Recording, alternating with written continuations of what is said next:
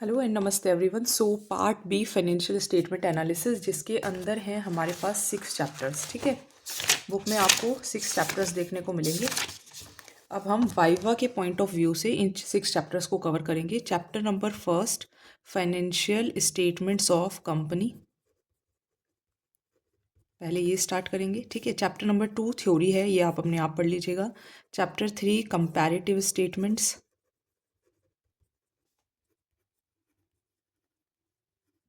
Then chapter 4 common size statements,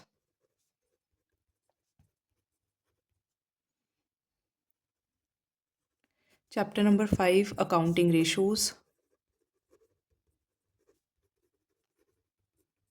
and chapter number 6 cash flow statement. Viva के point of view से क्या क्या important है आज वो हम कवर करेंगे, और इसके साथ साथ जो फाइल बनी है उसको भी देखेंगे। देखिए, सबसे पहले जैसे आपके पास ये आएगा chapter financial statements of company. इसके अंदर आपके पास ये बैलेंस शीट होगी, मोस्टली आप सबके पास डीके गोयल होगी। तो डीके गोयल के अंदर ये ध्यान रखना कि एक तो ये कौन सा पार्ट होता है, पार्ट फर्स्ट होता है जिसमें बैलेंस शीट लिखी जाती है, शेड्यूल 3 ऑफ कंपनीज एक्ट 2013। अब यहाँ पर सबसे पहले ये आपका फॉर्मेट जो है, जैसे कि वैसे तो आपने बैलेंस शीट पढ़ी है ऐसे लायबिलिटीज़ और एसेट्स, है ना। लेकिन जो कंपनी की बैलेंस शीट है वो कैसे है, पहले आपको लिखनी है लायबिलिटीज़ और फिर आपको लिखने हैं एसेट्स। अब लायबिलिटीज़ को भी हम लायबिलिटीज़ वर्ड ना देकर क्या देते हैं, इक्विटी एंड लायबिलिटीज़। ठीक है, this is equity and liabilities. और एसेट्स को हमने एसेट्स ही बोला है। अब देखिए, इक्विटी एंड लायबिलिटीज़ के अंदर 4 हेडिंग्स आएंगी, अभी मैं बुक में भी दिखा दूंगी। सबसे पहले शेयर होल्डर्स फंड्स, मैं शॉर्टकट में लिखूंगी। ठीक है, शेयर होल्डर फंड। दूसरा, share application money pending allotment, then non current liabilities, then current liabilities. तो इनको आप फिल करो तो आपको भी प्रिपेयर होगा। Share holder fund, share application money pending allotment, non current liabilities and current liabilities. Assets के अंदर आपके आते हैं नॉन करंट एसेट्स और current assets. Share holder fund में 3 चीज़ें आती हैं, SRM। ठीक है, शर्म। SRM, एस का मतलब शेयर कैपिटल, आर का मतलब रिजर्व्स एंड सरप्लस, एम का मतलब money received against share warrants. इसका मतलब share application money pending allotment, इसमें कुछ भी नहीं आएगा। नॉन करंट लायबिलिटीज़ में 4 चीज़ें हैं, LDOL। इसकी ट्रिक डॉल है और डॉल को आपको एल जो है वो आगे ले आना है। सो LDOL। एल का मतलब long term borrowings, deferred tax liabilities, other non current liabilities and long term provisions. Current liabilities की जो ट्रिक है वो क्या है, S2S। S2S मतलब S से चल के कहाँ तक आना है, S तक ही आना है। S का मतलब शॉर्ट टर्म बोरोइंग्स, T का मतलब ट्रेड पेबल्स, लाइबिलिटीज़ हैं तो पेबल्स होंगे, O का मतलब other current liabilities and S का मतलब शॉर्ट टर्म प्रोविजंस। ये आपको लर्न होना चाहिए। यहीं पे आप वीडियो रोक के इसको आप रिवाइज करें कि SF का क्या मतलब बताया, SAMPA का क्या मतलब बताया, नॉन करंट NCL का क्या मतलब बताया, CL का मतलब क्या बताया। इसके अंदर SRM क्या है, इसके अंदर कुछ नहीं है। इसके अंदर LDOL क्या है और इसके अंदर S2S क्या है। ये आपको वाइवा में हेल्प करेगा, साथ में आपको प्रैक्टिकल्स में भी हेल्प करेगा। ये जो बुक है आपकी फाइनल पेपर में 20 मार्क्स की आएगी। चलिए, non current assets. Non current assets की जो ट्रिक है वो क्या है, पढ़ लो, है ना। लेकिन एक ही जगह एन आता है, PNDLO। Property plant and equipment and intangible assets. N का मतलब non current investments, non current assets नहीं, नॉन करंट इन्वेस्टमेंट्स। डी का मतलब डिफर्ड टैक्स एसेट्स। एल का मतलब long term loans and advances. O का मतलब अदर नॉन करंट एसेट्स। जहाँ भी ओ है, जैसे यहाँ ओ है, यहाँ ओ है, यहाँ ओ है, तो ओ लिखेंगे और हेडिंग लिखेंगे, ओ लिखेंगे हेडिंग लिखेंगे, ओ लिखेंगे हेडिंग लिखेंगे। करंट एसेट्स की ट्रिक है CITCSO। सी का मतलब करंट इन्वेस्टमेंट्स, आई का मतलब इन्वेंट्रीज, टी का मतलब ट्रेड पेबल्स, सॉरी रिसीवेबल्स, ये ट्रेड रिसीवेबल्स हैं और ये ट्रेड पेबल्स हैं। सी का मतलब cash and cash equivalents, S का मतलब short term loans and advances and O का मतलब ओ और हेडिंग यानी कि अदर करंट एसेट्स। ये आपके चैप्टर फर्स्ट की बैलेंस शीट का फॉर्मेट है। अब इसके अंदर क्या क्या आता है वो भी आपको याद होना चाहिए। ठीक है, इसको जो भी मैंने आपको कहा है इसको आप एक बार दोबारा से वीडियो रिवाइंड करके रिवाइज कर लें, अगर किसी को याद नहीं है तो। ये आपके पास सेम बैलेंस शीट यहाँ पर नज़र आपको आ रही होगी। ध्यान रखिएगा, फॉर्मेट भी पूछ सकते हैं, तो पर्टिकुलर्स, नोट नंबर, देन पहले करंट ईयर का, देन प्रीवियस ईयर का, ठीक है। तो इस तरीके से आप लिख सकते हैं। Equity and liabilities, equity liabilities की जो पहला है that is share holder fund, SF। Share holder fund में SRM, एस का मतलब share capital, reserve and surplus and money received against share warrants. Then SEMPA is share application money pending allotment. Then NCL, non current liabilities, यहाँ पे दो चीज़ें missing हैं, मैंने आपको बता दी। नॉन करंट लाइबिलिटीज़ का ट्रिक LDOL है। L का मतलब लॉन्ग टर्म बोरोइंग्स, D का मतलब डिफर्ड टैक्स लाइबिलिटीज़, O का मतलब other non current liabilities and L का मतलब लॉन्ग टर्म प्रोविजंस, क्योंकि D के गोल के अंदर आपको ये चारों देखने को मिलेंगे। CL में S2S, S का मतलब शॉर्ट टर्म बोरोइंग्स, T का मतलब ट्रेड पेबल्स, O का मतलब other current liabilities and P का मतलब शॉर्ट टर्म प्रोविजंस। चलिए एसेट साइड में आ जाते हैं। एसेट साइड में सबसे पहले नॉन करंट एसेट्स, जिसका ट्रिक है PNDLO, पढ़ लो, ठीक है, लेकिन ए की जगह एन आएगा। पी का मतलब property plant and equipment and intangible assets. अब इसके अंदर क्या क्या आते हैं वो भी हम पढ़ेंगे। एन का मतलब नॉन करंट इन्वेस्टमेंट्स। डी का मतलब होता है डिफर्ड टैक्स एसेट्स, डी के गोल में मिलेगा, यहाँ नहीं है। डी का मतलब डिफर्ड टैक्स एसेट्स। एल का मतलब long term loans and advances and O का मतलब other non current assets. Current assets में आएंगे तो CITCSO, सी का मतलब करंट इन्वेस्टमेंट्स, आई का मतलब इन्वेंट्रीज, टी का मतलब ट्रेड रिसीवेबल्स, सी का मतलब cash and cash equivalents, S का मतलब short term loans and advances and O का मतलब अदर करंट एसेट्स। तो ये आपका फर्स्ट जो है ये मीन्स हो गया है। अब हम आ जाते हैं इसके अंदर क्या क्या आएगा, है ना। तो देखिए शेयर कैपिटल में क्या क्या आता है, बुक सेकंड को याद करें। शेयर कैपिटल के अंदर अगर मैं शेयर कैपिटल के अंदर अगर वैसे आपको बताऊं तो दो चीज़ों में कन्फ्यूजन होती है, कॉल्स इन अरियर और शेयर फोरफिटेड। देखो बाकी आप सबको पता है, authorised capital, issued capital, subscribed capital सब शेयर कैपिटल के अंदर आएगा, लेकिन कॉल्स इन अरियर्स भी हम यहाँ माइनस करते हैं और फोरफिटेड शेयर्स भी यहाँ करते हैं। Calls in advance share capital में नहीं आता, ठीक है। Calls in advances other current liabilities, तो कॉल इन अरियर यहाँ आएगा लेकिन कॉल इन एडवांस नहीं आएगा। रिजर्व एंड सरप्लस के अंदर जिसके भी पीछे रिजर्व है, देखो रिजर्व सिक्योरिटीज प्रीमियम ध्यान रखना है, शेयर ऑप्शन आउटस्टैंडिंग अकाउंट ध्यान रखना है। This is again reserve, this is again reserve, this is reserve. Surplus चाहे डेबिट बैलेंस हो चाहे क्रेडिट बैलेंस हो यहीं पर आएगा। तो ये आपके हो गए रिजर्व्स एंड सरप्लस। फिर आ जाते हैं LDOL, है ना। यहाँ पे देखिए LDOL, एल का मतलब लॉन्ग टर्म बोरोइंग्स। तो लॉन्ग टर्म बोरोइंग्स आप लंबे समय के लिए पैसा कहाँ से लेते हो, या तो आप बॉन्ड्स ले लेते हो, डिबेंचर्स ले लेते हो, बैंक से पैसा ले लेते हो, पब्लिक डिपॉजिट से ले लेते हो, ठीक है। तीन चीज़ें कॉपी में लिखवाई गई हैं आप सभी को, bonds, debentures, term loans from banks and one more public deposits, ठीक है। ये थोड़ा दिखाई नहीं दे रहा होगा, fix deposits from public. Then D का मतलब होता है डिफर्ड टैक्स लायबिलिटीज़, इसके अंदर कुछ भी नहीं लेना है, ठीक है। बाकी थ्योरी पार्ट जो होगा वो कभी और कवर करेंगे। ओ का मतलब अदर नॉन करंट लायबिलिटीज़, इसके अंदर क्या आएगा, जैसे प्रीमियम पेबल ऑन रिडेम्पशन, ठीक है। अदर के अंदर क्या आएगा, यहाँ पे नहीं है, premium payable on redemption of debentures हो, प्रेफरेंस शेयर्स हो। एल का मतलब लॉन्ग टर्म प्रोविजन, जो भी प्रोविजन लंबे समय के लिए बनते हैं, जैसे कि employ benefits, provision for warranty, warranty 1 साल से ज़्यादा के लिए दी जाती है, एनकेशमेंट ऑफ एम्प्लॉय, रिटायरमेंट, ठीक है। तो ये आपको ध्यान रखना है, लॉन्ग टर्म प्रोविजंस। आ जाते हैं करंट लायबिलिटीज़ पर। करंट लायबिलिटीज़ में CITCSO, सॉरी S2S, एस का मतलब short term borrowings. Short term borrowings यानी कि थोड़े समय के लिए पैसा लिया गया है, 12 साल से कम समय के लिए। Short term deposits, bank overdraft, cash credit, साथ में अगर कोई लॉन्ग टर्म डेप्ट है लेकिन उसकी करंट मेच्योरिटी हो रही है तो वो भी शॉर्ट टर्म बोरोइंग्स के अंदर आएगा। ट्रेड पेबल्स में दो आते हैं, creditors and bills payable. Then other current liabilities, other current liabilities में जहाँ पे भी आपको वर्ड नजर आए, इंटरेस्ट, ठीक है, very important, income received in advance, कोई भी डिविडेंड हो, अनक्लेम्ड डिविडेंड हो, अनपेड डिविडेंड्स हो, ठीक है, unpaid dividends, unclaimed dividends, calls in advance मैंने आपको यहीं बताया, उसके ऊपर इंटरेस्ट यहीं आएगा, आउटस्टैंडिंग एक्सपेंसेस यहीं आएगा, कोई भी आपके अनपेड इंटरेस्ट हैं जो कि मेच्योर्ड डिबेंचर्स पर या FD पर हैं वो यहाँ पर आएंगे, और अगर कोई एक्सेस एप्लीकेशन मनी है रिफंड के लिए तो वो भी यहीं पर आएगा। ये आपको थोड़ा सा ध्यान रखना है, एक दो बार नज़रों से निकालोगे तो याद हो जाएगा। Interest accrued, interest accrued, interest interest interest, unpaid dividends, unclaim dividends, calls in advance यहाँ आएगा, इनकम रिसीव्ड इन एडवांस यहीं पर आएगा, excess application money due for refund. This is not share application money, this is excess application money. Share application money pending allotment ये है, ठीक है। This is application money जो कि एक्स्ट्रा आ जाता है और हमें रिफंड करना होता है। शॉर्ट टर्म प्रोविजंस में प्रोविजन फॉर एम्प्लॉय बेनिफिट्स जब तक मेंशन ना हो लॉन्ग टर्म में आएगा, अगर शॉर्ट टर्म के लिए है तो यहाँ आएगा। टैक्स हमेशा यहीं आएगा, डाउटफुल डेब्ट्स हमेशा यहीं पर आएंगे। ठीक है, प्रोविजन फॉर एक्सपेंसेस भी लिखा हो, ये भी आप यहाँ पे कंसीडर करेंगे। तो ये हो गई हमारी लाइबिलिटीज साइड। अब हम आ जाते हैं नॉन करंट एसेट्स पर।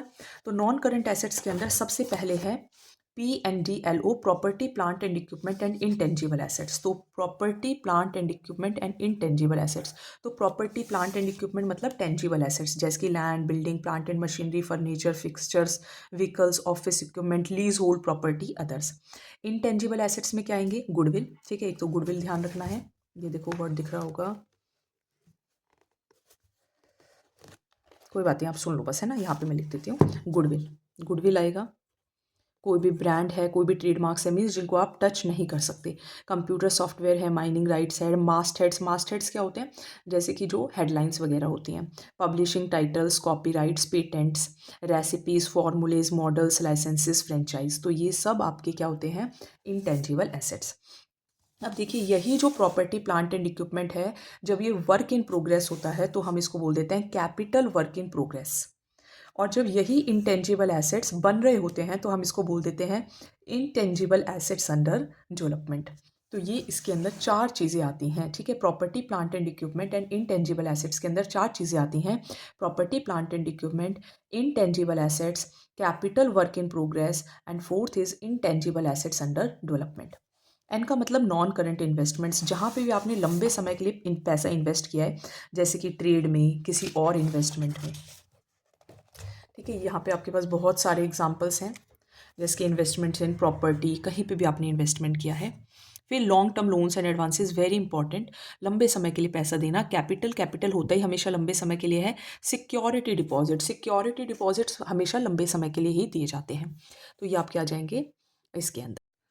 चलिए, now see current assets. Current assets में CITCSO, सी का मतलब करंट इन्वेस्टमेंट्स। जहाँ पे भी इन्वेस्टमेंट्स 1 साल से कम समय के लिए की गई हैं, that would be current investments. I के अंदर इन्वेंट्रीज, इन्वेंट्रीज के अंदर क्या क्या आएगा? Raw material, work in progress, finished goods भी यहीं आएंगी। अगर कोई स्टॉक इन ट्रेड है, स्टॉक इन ट्रांजिट है, वो भी यहीं आएगा। स्टोर्स एंड स्पेयर्स यहीं आएगा। लूज टूल्स यहीं आएगा। गुड्स इन ट्रांजिट यहीं आएगा। तो ये आपको ध्यान रखना है। ट्रेड रिसीवेबल्स, जैसे कि ट्रेड पेबल्स में क्रेडिटर्स और बिल्स पेबल आता है, ऐसे ही ट्रेड रिसीवेबल्स में सन्ड्री डेटर्स और बिल्स रिसीवेबल आता है। Then comes cash and cash equivalent, बहुत इंपॉर्टेंट क्वेश्चन है, PYQ है। Loose tools, stores and spares, PYQ है। ध्यान रखना, जब हम अकाउंटिंग रेशो करेंगे तो जब हम वहाँ पे करंट एसेट्स लेंगे तो वहाँ हमें ये दोनों चीज़ें नहीं लेनी, loose tools, stores and spares बस, बट इस चैप्टर में ये लेना है। कैश एंड कैश इक्विवेलेंट्स के अंदर balance with banks, cheques, drafts in hand, cash in hand, ये सब इसमें आएगा। Short term loans and advances के अंदर वो advances which are recoverable in cash, advances which are recoverable in cash.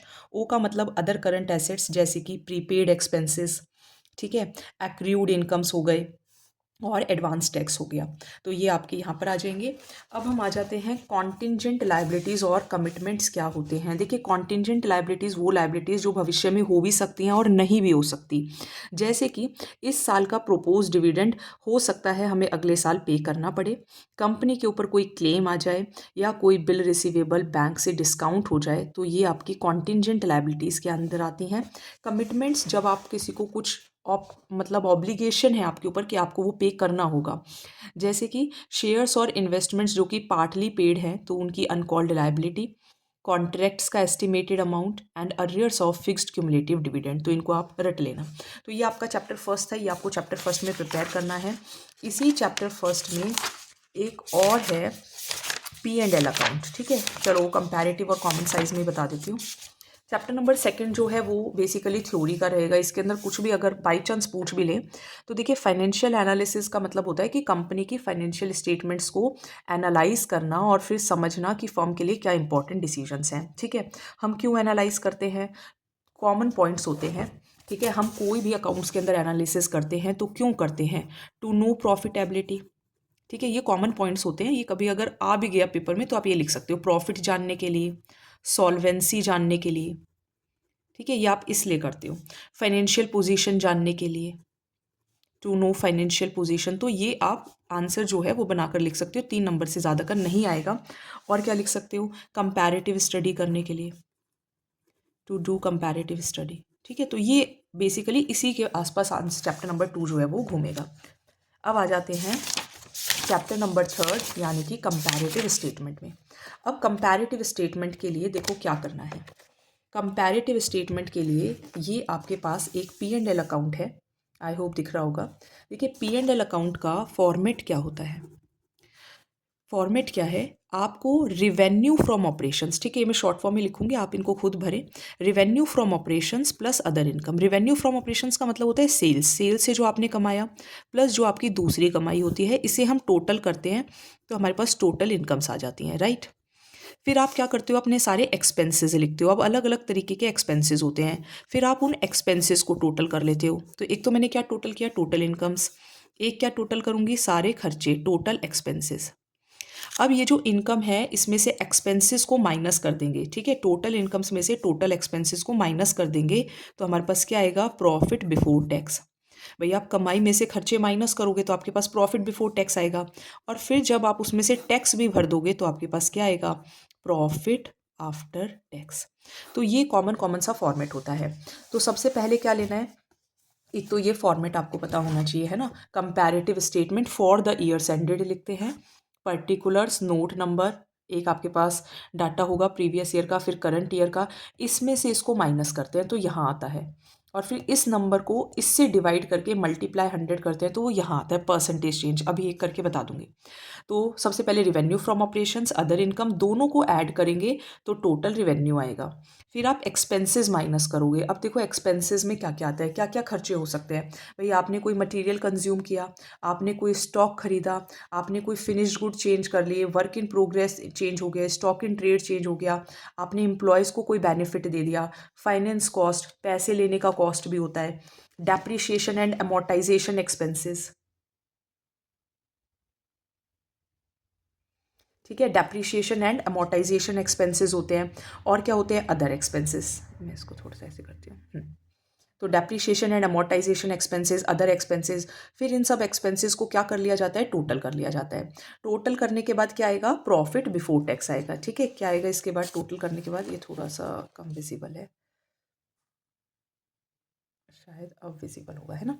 देखो तो फिर क्या आएगा, प्रॉफिट बिफोर टैक्स, फिर आप उसमें से टैक्स माइनस कर दोगे तो क्या आएगा, प्रॉफिट आफ्टर टैक्स। अब ये मैं क्या बता रही थी, देखो particulars note number, previous year data, current year data, फिर एब्सोल्यूट चेंज, फिर परसेंटेज चेंज। अब एक क्वेश्चन देख लेते हैं। जैसे मान लो ये आपके पास P&L दे दिया।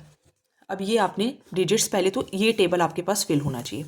अब देखो थर्ड कॉलम में हम एब्सोल्यूट चेंज लिखते हैं। एब्सोल्यूट चेंज में 20 लाख माइनस 16 लाख, 20 लाख माइनस 16 लाख, 4 लाख इधर आ जाता है।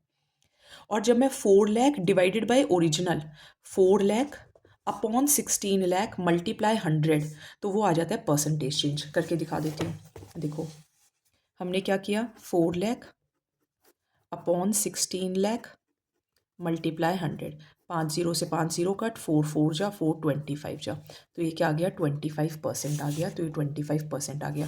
तो ये क्या होता है, कंपैरेटिव। अब ये आप क्यों कर रहे हो, why are you making comparative, क्योंकि आपके पास कंपैरेटिव के अंदर सिंपल सी चीज़ है, ये एक ही ट्रेंड है, रिवेन्यू एक ही ट्रेंड है, लेकिन उसको आप 2 अलग अलग सालों में पढ़ते हो, 2 अलग अलग बैलेंस शीट्स की डाटास पढ़ते हो, ताकि आप कंपैरिजन कर सको, ठीक है। टोटल कितने कॉलम्स हैं, 6 कॉलम्स हैं, 1 2 3 4 5 6, राइट।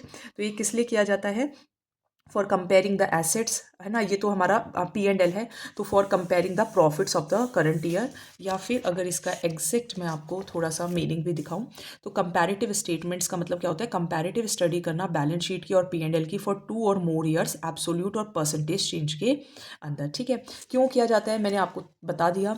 कोई भी क्वेश्चन आए इससे related, to know the changes, to facilitate comparison, to help the management, to understand the performance, ये आप कॉमन पॉइंट्स लिख सकते हो। ये होता है P&L। अब बैलेंस शीट पे आ जाओ। तो ये बैलेंस शीट का फॉर्मेट अभी मैंने आपको चैप्टर नंबर 1 में बहुत अच्छे से रटवाया है। अब जब आप, सेम कॉन्सेप्ट है, पहले आप ये सब डाटा फिल करोगे, फिर आप ये डाटा फिल करोगे, मोस्टली पेपर में गिवन होगा, फिर आपको इसमें से ये माइनस करके यहाँ लिखना है, और फिर इस नंबर को इससे डिवाइड करके यहाँ लिख देना है। तो ये आपका कंपैरेटिव हो जाता है डन। अब कंपैरेटिव के बाद ही आ जाता है हमारे पास कॉमन साइज़। कॉमन साइज़ के अंदर भी सेम है, देखो P&L का डाटा सेम है, revenue, other income, total revenue, फिर आपने ये एक्सपेंसेस लिख लिए। मैंने आपको कितने एक्सपेंसेस हैं, 1 2 3 4 5 6 7 7 तरीके के एक्सपेंसेस हैं। टोटल इनकम में से टोटल एक्सपेंसेस को माइनस किया, प्रॉफिट बिफोर टैक्स आ गया, टैक्स माइनस किया, प्रॉफिट आफ्टर टैक्स आ जाएगा। ठीक है, अब कॉमन साइज को कैसे करते हैं, देखो कॉमन साइज के अंदर आप परसेंटेजेस कैलकुलेट करते हो, ठीक है, in the form of percentages. ये एक बहुत इंपॉर्टेंट क्वेश्चन है कि कॉमन बेस हम 100 लेते हैं। अगर मान लो आपके पास P&L का क्वेश्चन आ जाए, ये देखो ये P&L का क्वेश्चन है, तो आपको क्या करना है, ये जितने भी नंबर्स हैं, अब देखो इसका इससे कोई लिंक नहीं है, हम सिर्फ 2021-22 की बात करते हैं, इन दोनों की बात करते हैं। तो ये सभी नंबर्स के नीचे रिवेन्यू फ्रॉम ऑपरेशंस, यानी कि सभी नंबर्स के नीचे क्या आएगा, 11,800 11,800 11,800 मल्टीप्लाई 100। ठीक है, तो रिवेन्यू फ्रॉम ऑपरेशंस तो हमेशा 100 ही होगा, क्यों, क्योंकि 11,800 बाई 11,800 कट ही जाएगा ना। सब नंबर्स के नीचे, इन सब नंबर्स के नीचे 11,800 मल्टीप्लाई 100, इन सब नंबर्स के नीचे 15,770। मीन्स अगर P&L है तो सभी नंबर्स के नीचे रिवेन्यू फ्रॉम ऑपरेशंस रखते हैं और मल्टीप्लाई 100 कर देते हैं, बस इसके अलावा कुछ भी नहीं करते। ये हो जाता है कॉमन साइज।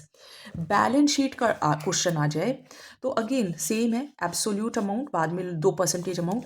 अब यहाँ पे रिवेन्यू फ्रॉम ऑपरेशंस तो नहीं है, तो फिर क्या है, टोटल तो है ना, तो सबके नीचे टोटल रखना है, सबके नीचे टोटल रखना है, तो टोटल के नीचे टोटल ही रखेंगे, तो ये तो क्या आएगा, 100 ही आएगा। तो बैलेंस शीट में सबके नीचे टोटल ऑफ दिस, मतलब टोटल लायबिलिटीज और नीचे टोटल ऑफ एसेट्स, इधर भी सबके नीचे total of liabilities total of assets, मतलब इधर सबके नीचे क्वेश्चन दिखा देती हूँ, और लायबिलिटीज और एसेट्स बराबर ही होते हैं, राइट। जैसे देखो मान लो ये क्वेश्चन आ जाता है, तो क्या करना है, 10 lakh upon 15 lakh multiply 100, 1 lakh upon 15 lakh multiply 100, 2 lakh upon 15 lakh multiply 100, 1,60,000, सबके नीचे 15 लाख और इधर सबके नीचे 10 लाख। ये आपका कॉमन साइज हो गया, राइट। अब आप आ जाओ अकाउंटिंग रेशोज़ के ऊपर, ठीक है। अकाउंटिंग रेशोज़ हमारी 4 तरीके की रेशोज़ होती हैं, और कौन कौन सी हैं वो रेशोज़, तो क्लासिफिकेशन आपको पता होना चाहिए। ये 4 रेशोज़ होती हैं, liquidity ratios, solvency ratios, activity turnover और एफिशिएंसी रेशोज़, प्रॉफिटेबिलिटी और इनकम रेशोज़, राइट। तो ये 4 तरीके की रेशोज़ हैं। अब सबसे पहले हम बात कर लेते हैं लिक्विडिटी रेशोज़ की। तो लिक्विडिटी रेशोज़ के अंदर 2 आती हैं, और लिक्विडिटी रेशोज़ का मतलब क्या होता है, that whether you are able to fulfil your current liabilities और नॉट। लिक्विडिटी रेशोज़ किस लिए होती हैं, लिक्विडिटी को मेज़र करने के लिए होती हैं कि क्या आपका बिजनेस जो है वो आपके एसेट्स को जल्दी से कैश में कन्वर्ट कर सकता है या नहीं कर सकता विदाउट एनी लॉस। तो लिक्विडिटी मेज़र करना लिक्विडिटी रेशोज़। सॉल्वेंसी रेशोज़ क्या होती हैं कि क्या आप अपनी, देखो यहाँ पे क्या है कि आप अपने एसेट्स को कितना जल्दी कैश में कन्वर्ट कर सकते हो, जबकि सॉल्वेंसी रेशोज़ के अंदर क्या आप अपनी long term commitments, obligations, liabilities fulfil कर पाओगे या फिर नहीं। एक्टिविटी रेशोज़ का नाम होता है, टर्नओवर रेशोज़ भी होती हैं, एफिशिएंसी रेशोज़ भी होती हैं। वो ये बताती हैं कि जो आपके एसेट्स हैं, जैसे कि इन्वेंट्री, ट्रेड रिसीवेबल्स, क्या ये एफिशिएंट है या फिर नहीं है, क्या वो आपको रिवेन्यू प्रोवाइड करवा पाएंगे या फिर नहीं करवा पाएंगे। प्रॉफिटेबिलिटी रेशोज़ जो आपके बिजनेस का ओवरऑल एफिशिएंसी बताए, यानी कि ये 5 रेशो होती हैं, वो तो आपको बता ही देंगे, जो आपको ये बताएं कि क्या आपका बिजनेस प्रॉफिट अर्न कर सकता है या नहीं कर सकता, कितना प्रॉफिट अर्न कर सकता है। अच्छा, एक और क्वेश्चन आता है ऑपरेटिंग साइकिल। ऑपरेटिंग साइकिल का मतलब क्या होता है, कोई भी आपने एसेट एक्वायर किया, उससे आपने कुछ प्रोसेस किया और फिर फाइनली कैश में कितने दिनों में उसको कन्वर्ट किया, that is called operating cycle. अब रेशो एनालिसिस क्या होता है ये भी चलो बता ही देती हूँ। रेशो एनालिसिस का मतलब क्या होता है, जहाँ पे आप एनालाइज करते हो, ऑब्वियसली किसके हेल्प से, रेशो की हेल्प से। तो ये एक अच्छा टूल है, इसके अंदर आप अलग अलग ग्रुप ऑफ आइटम्स होते हैं, उन्हें आप कंपेयर करते हो, रिप्रेजेंट करते हो, और फिर आप अल्टीमेटली मेजर करते हो performance of a business enterprise, right. तो अब सबसे पहले आ जाती हैं लिक्विडिटी रेशोज़। लिक्विडिटी रेशोज़ के अंदर 2 रेशोज़ आएंगी, current ratio and liquid ratio, ठीक है। सबसे पहले होती हैं लिक्विडिटी रेशोज़, इसके अंदर 2 आती हैं, current ratio and liquid ratio. Current ratio का formula current assets upon current liabilities. Current assets में क्या क्या नहीं आएगा, लूज टूल्स नहीं आएंगे, स्टोर्स एंड स्पेयर्स नहीं आएगा, और क्या नहीं आएगा, प्रोविजन फॉर डाउटफुल डेब्ट्स, वो ऑलरेडी वैसे माइनस ही होते हैं बट ये नहीं आता। करंट लायबिलिटीज़ में क्या आता है, अभी चैप्टर 1 में हमने कवर किया। लिक्विड रेशो, इसका दूसरा नाम होता है एसिड टेस्ट रेशो, और इसका एक और नाम होता है क्विक रेशो। 2024 का 1 मार्क्स का क्वेश्चन भी है। Liquid assets upon current liabilities, इनको आप खुद वीडियो रिवाइज करो, बोलो कि ये क्या था, ये क्या था, ये क्या था, उससे आपको लर्न भी होगा। लिक्विड एसेट्स में क्या नहीं आता, जितने भी करंट एसेट्स हैं उसमें से 3 चीज़ें नहीं आएंगी, ए, पी और आई। ए में एडवांस टैक्स नहीं आएगा, पी में प्रीपेड एक्सपेंसेस, आई में इन्वेंट्रीज। दोबारा रिपीट कर देती हूँ, liquid assets current assets minus advance tax minus prepaid expenses minus inventories. अच्छा, एक आ जाता है कि आइडियल रेशो क्या आता है। अब करंट एसेट्स में क्या आता है वो मैंने ऑलरेडी आपको बता दिया, करंट लायबिलिटीज़ में क्या आता है वो भी आपको बता दिया। करंट रेशो को हम वर्किंग कैपिटल रेशो भी कहते हैं। क्यों कहते हैं, क्योंकि वर्किंग कैपिटल का फॉर्मूला होता है current assets minus current liabilities, और इधर आप देखोगे तो करंट एसेट्स और करंट लायबिलिटीज़ ही है। ये आइडियल रेशो कितनी होती है, 2:1। आइडियल रेशो मीन्स अच्छा क्या है, अच्छा है कि आप अपने एसेट्स को अपनी लायबिलिटीज़ के डबल रखें, यानी कि 2:1। अगर मान लो ये बहुत ज़्यादा हो जाएगी, 2:1 से बहुत ज़्यादा हो जाती है, इसका मतलब आपने एसेट्स ज़्यादा रखे हुए हैं, तो इफ़ करंट रेशो, तो ये बेनिफिशियल हो सकता है लेकिन शॉर्ट टर्म क्रेडिटर्स के लिए। तो हाइयर रेशो आप एफिशिएंटली यूज़ नहीं कर पाओगे। और अगर ये कम है, इसका मतलब लिक्विडिटी अच्छी नहीं है। अगर बहुत ज़्यादा है तो क्रेडिटर्स के लिए अच्छा है बट एफिशिएंट नहीं है। और अगर ये कम है, 2:1 से कम है, तो यानी कि लिक्विड नहीं है। लिक्विड रेशो क्या होता है वो मैंने आपको बता दिया, लिक्विड एसेट्स या फिर करंट एसेट्स। ठीक है, अब हम आ जाते हैं दूसरी रेशो पर। दूसरी रेशोज़ होती हैं हमारी सॉल्वेंसी रेशोज़। सॉल्वेंसी रेशोज़ कितनी है हमारे पास, 5 हैं, 1 2 3 4 5। फर्स्ट के अंदर क्या आएंगी हमारी, डेप्ट इक्विटी रेशो, आंसर इसी में है, डेप्ट by equity. Then total assets to डेप्ट रेशो, तो ऊपर टोटल एसेट्स नीचे डेप्ट। ठीक है, देन आपके पास आ जाती है P E, proprietary ratio. Proprietary ratio, इसका ट्रिक है पीईटी, पेट, इक्विटी अपॉन टोटल एसेट्स। ठीक है, देन आपके पास आ जाती है इंटरेस्ट कवरेज रेशो, यानी कि EBIT upon fixed interest charges. इनका फुल फॉर्म आप खुद भरना, तभी आपको ये याद भी होंगे। ठीक है, earning before interest and taxes upon fixed interest charges. फिर एक होती है हमारे पास डेप्ट टू कैपिटल एम्प्लॉयड, यानी कि ऊपर डेप्ट और नीचे कैपिटल एम्प्लॉयड। तो ये 5 रेशो हैं। डेप्ट equity ratio, dept by equity. कौन से डेप्ट, लॉन्ग टर्म डेप्ट्स। कौन से डेप्ट्स, लॉन्ग टर्म डेप्ट्स, यानी कि non current liabilities. Non current liabilities में क्या आता है, चैप्टर फर्स्ट में आपको बता दिया। ई का मतलब इक्विटी, इक्विटी का ही नाम होता है share holder fund. Share holder fund में क्या आता है, SRM, share capital reserves and surplus, M ज़्यादातर मिसिंग ही होता है। शेयर होल्डर फंड का दूसरा नाम होता है नेटवर्थ। ठीक है, टोटल एसेट्स में क्या आते हैं, non current assets plus current assets. D में अगेन डेप्ट, यानी कि long term debts, non current liabilities. E का मतलब इक्विटी, इक्विटी का मतलब share holder fund, share holder fund का मतलब SR, SR में क्या आता है, share capital reserve and surplus. S में क्या आता है, शेयर कैपिटल, शेयर कैपिटल में सभी तरीके की capital, call in arrear, four feature यहीं पे आता है। आर में reserve and surplus. Total assets, non current assets plus current assets. Earning before interest and taxes, interest और टैक्स को ऐड करके, अगर आपको गिवन हो आफ्टर तो ऐड करके आपका एबिट आएगा। फिक्स्ड इंटरेस्ट चार्जेस जो लॉन्ग टर्म लोन्स पर होता है। डेप्ट सेम। कैपिटल एम्प्लॉयड और शेयर होल्डर फंड में क्या अंतर है, देखिए, शेयर होल्डर फंड, अगर मान लो हम लायबिलिटी साइड बनाए, share holder fund non current liabilities और करंट लायबिलिटीज, इधर मैं बना देती हूँ नॉन करंट एसेट्स और current assets just for this class. जब हम सिर्फ इसकी बात करते हैं, शेयर होल्डर फंड की बात करते हैं, शेयर होल्डर फंड में क्या आता है, SRM। नॉन करंट लायबिलिटीज में क्या आता है, LDOL। करंट लायबिलिटीज में क्या आता है, S2S। नॉन करंट एसेट्स में क्या आता है, PNDLO। और करंट एसेट्स में क्या आता है, CITCSO। तो देखिए, जब हम सिर्फ इसकी बात करते हैं तो इसे बोलते हैं इक्विटी, नेटवर्थ। और जब हम इन दोनों को टोटल कर लेते हैं तो उसे बोलते हैं कैपिटल एम्प्लॉयड, यानी कि खुद का पैसा प्लस उधार में लिया हुआ पैसा, लंबे समय वाला, non current liabilities, that is called capital employed. ये लायबिलिटी साइड से आपने फाइंड किए हैं। क्या हम इसको एसेट साइड से भी फाइंड कर सकते हैं, बिल्कुल। अगर हम लायबिलिटी साइड से फाइंड करते हैं तो कैपिटल एम्प्लॉयड हो गया share holder fund plus non current liabilities.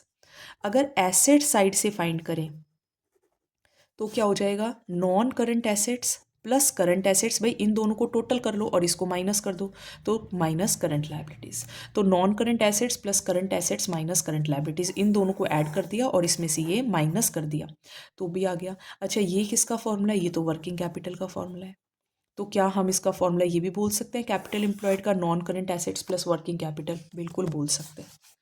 तो ये हो गया आपका, ये आपकी कौन सी रेशोज़ थी? सॉल्वेंसी रेशोज़ थी।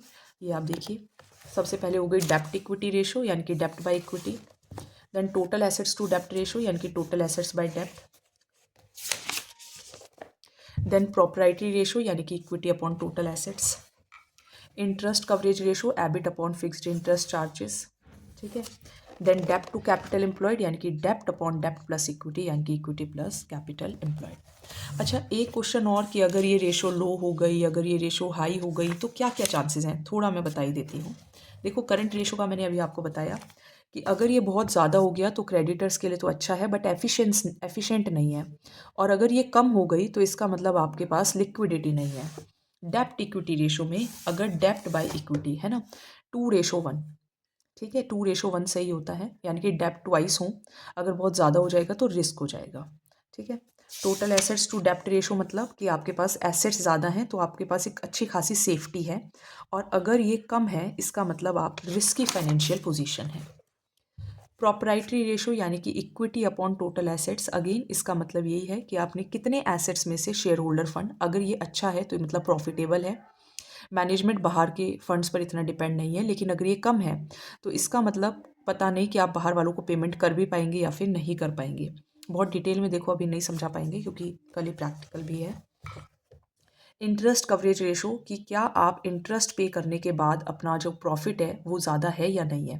जैसे मान लो मैंने लोन ले लिया, लोन पे मुझे 10,000 देने पड़ रहे हैं, प्रॉफिट मैं 70,000 कमा रही हूँ, यानी कि मेरा 7 टाइम्स है, मैं इंटरेस्ट को 7 बार कवर कर पा रही हूँ। सो हायर रेशो कि क्या आप अपना बर्डन अच्छे से कंप्लीट कर पाएंगे या फिर नहीं। डेप्ट to capital employed, dept by capital employed, ठीक है, ये आपको यही बताता है कि अगर डेप्ट ज़्यादा है तो यानी कि रिस्की, और अगर कम है तो सेफ्टी। चलिए थर्ड रेशो पे आ जाते हैं जिसको हम बोलते हैं इन्वेंट्री नहीं, turnover ratios, efficiency ratios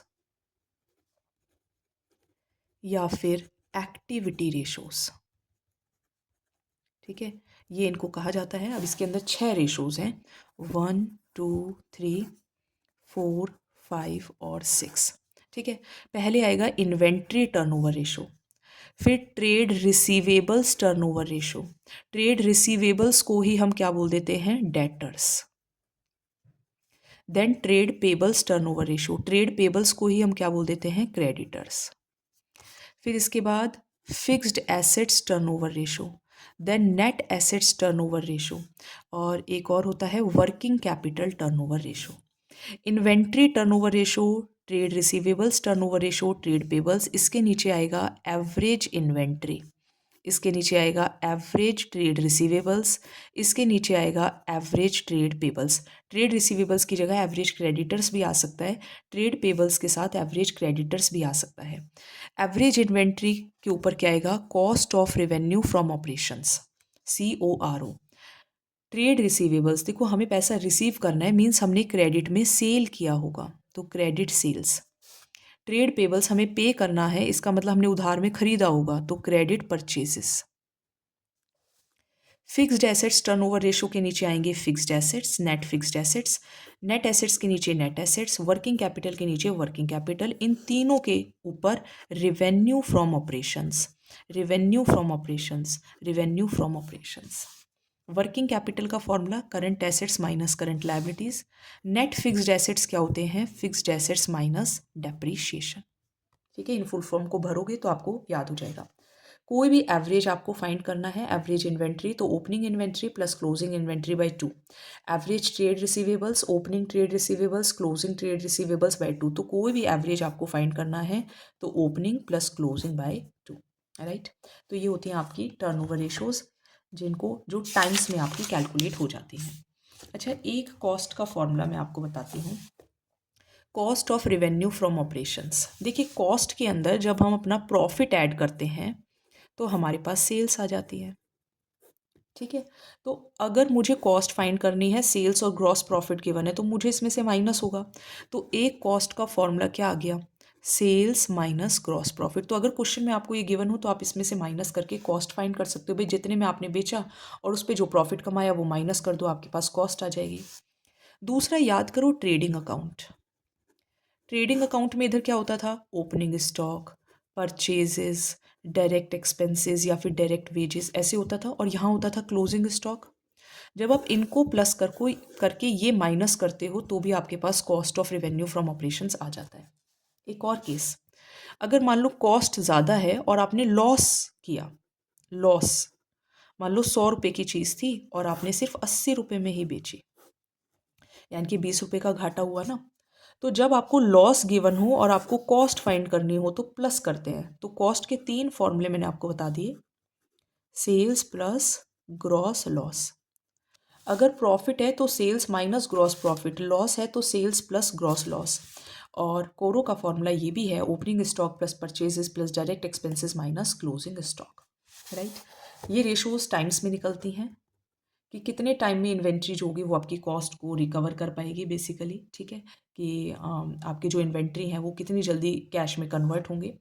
trade payables turnover ratios जो हैं वो आपको क्या बताती हैं कि क्रेडिट पॉलिसीज़ कैसी हैं, कलेक्शन पॉलिसीज़ कैसी हैं, कितनी जल्दी आप अपने अमाउंट को कवर कर पाएंगे। ठीक है। एक और फॉर्मूला है एवरेज कलेक्शन पीरियड। तो इसके अंदर क्या करना है, 365 डेज गिवन हो तो 365, मंथ्स गिवन हो तो 12 मंथ्स, वीक्स गिवन हो तो 52, और फिर जो भी आपकी रेशो फाइंड हो उसे नीचे रख दीजिएगा तो आपका एवरेज कलेक्शन पीरियड आ जाएगा। एवरेज कलेक्शन पीरियड अगर ज़्यादा आ रहा है क्रेडिट टर्म से तो इनएफिशिएंट है। वर्किंग कैपिटल रेशो ये सब मैंने आपको बता दिया। चलिए लास्ट रेशोज़ पर आ जाती हैं। अच्छा, नेट एसेट्स को कैपिटल एम्प्लॉयड भी बोलते हैं। क्यों बोलते हैं नेट एसेट्स को कैपिटल एम्प्लॉयड? क्योंकि नेट एसेट्स जो है उसका फॉर्मूला क्या है, net fixed assets plus net current assets, right. देखो कैपिटल एम्प्लॉयड क्या आया था, जब आप इन दोनों को प्लस करते हो, non current assets plus current assets को, तो आपके पास क्या आ जाते हैं, टोटल एसेट्स आ जाते हैं। जब आप टोटल एसेट्स में से करंट लायबिलिटीज़ माइनस करते हो तो आपके पास क्या आते हैं, नेट एसेट्स। तो नेट एसेट्स को हम करंट लायबिलिटीज़ भी बोलते हैं, ये बात आप ध्यान रखेंगे। Net assets is also called capital employed, ठीक है। Net assets is also called capital employed. चलिए अब हमारी एक रेशो और है जिनको हम कहते हैं प्रॉफिटेबिलिटी रेशोज और इनकम रेशोज।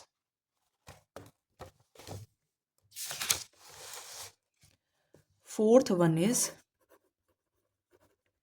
प्रॉफिटेबिलिटी रेशोज और इनकम रेशोज, ठीक है। इसके अंदर 5 आएंगे, 1 2 3 4 5। देखो, gross profit ratio, operating profit ratio, net profit ratio. Gross profit ratio में gross profit upon net sales, operating profit में operating profit upon net sales, net profit में net profit upon net sales. सबको multiply 100 multiply 100 multiply 100। दो ratio और हैं इसके अंदर, एक है ऑपरेटिंग रेशो, ऑपरेटिंग रेशो, और एक है return on investment. Return on investment का मतलब ऊपर रिटर्न नीचे इन्वेस्टमेंट, इन्वेस्टमेंट को हम बोलते हैं कैपिटल एम्प्लॉयड। तो return upon capital employed. Operating ratio का formula cost of revenue from operations plus operating expenses minus operating incomes upon 100, ठीक है, sorry upon revenue from operations multiply 100। थोड़ा वैसा हो गया बट समझ में आ जाएगा। अच्छा, ऑपरेटिंग एक्सपेंसेस में क्या क्या आता है ये थोड़ा सा आप ध्यान रखेंगे। Employ benefit expenses, depreciation, other expenses, office distribution, selling and, ये सब एक्सपेंसेस आपके किस में आएंगे, ऑपरेटिंग एक्सपेंसेस के अंदर आएंगे। और ऑपरेटिंग इनकम्स में क्या क्या आएंगे फिर, देखो ऑपरेटिंग इनकम्स के अंदर क्या क्या आएंगे, जैसे कि कमीशन, फीस, रॉयल्टीज़, तो ये सब आपके उसमें आ जाएंगे। एक और ध्यान रखना, operating profit ratio plus operating ratio, operating ratio equals to 100। तो ये आपका रेशो था, अभी के लिए इतना ही कराऊंगी, है ना। अब एक और रह गया कैश फ्लो। कैश फ्लो का जो है वो देखते हैं अगली वीडियो के अंदर, वो मैं कराती हूँ। चलिए, थैंक यू।